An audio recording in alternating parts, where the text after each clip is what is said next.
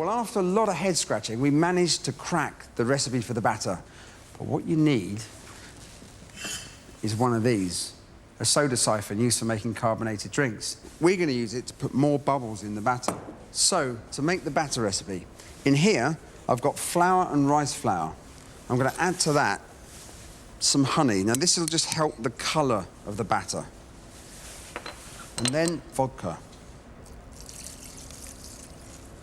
Then finally, I'm going to add the beer. It's important to open this last minute because we want to keep as much gas in here as possible. It's going to make the batter even lighter. Mix everything together. Again, it's important to keep the bubbles. Don't be too worried if you've got some lumps still in here. If anything, that's actually going to make for a more interesting texture. Now I need to fill the siphon. Okay, you can see these lumps going in. Those lumps are going to give us really wonderful little nuggets of crisp batter. To charge the siphon, a canister CO2 here. I'm going to do that 3 times and you get as much carbon dioxide in here as possible. So when this is fully charged, it needs to go in the fridge. And the reason for this is carbon dioxide is much more soluble in cold liquid. So by cooling the batter down, we're going to get more gas, more bubbles. That'll make for a crisper, lighter batter. So now to our chips. This is the 3rd and final stage for our chips.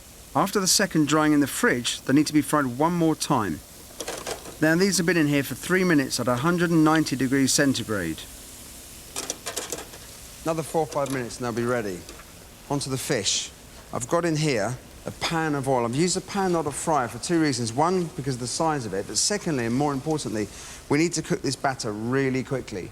Most fryers are not very accurate and reliable at higher temperatures, so I've got a probe. It's very important to make sure you know the temperature. We're looking for 220. I'm using the probe to make sure the oil doesn't get too hot.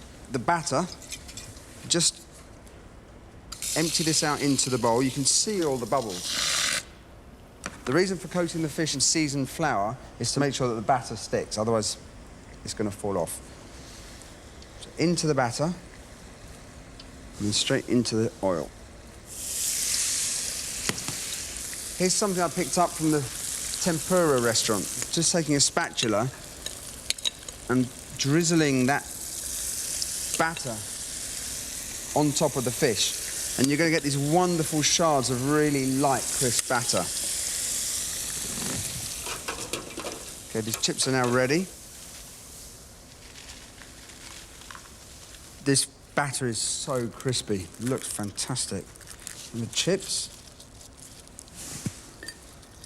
Now, I just want to have a look at the fish.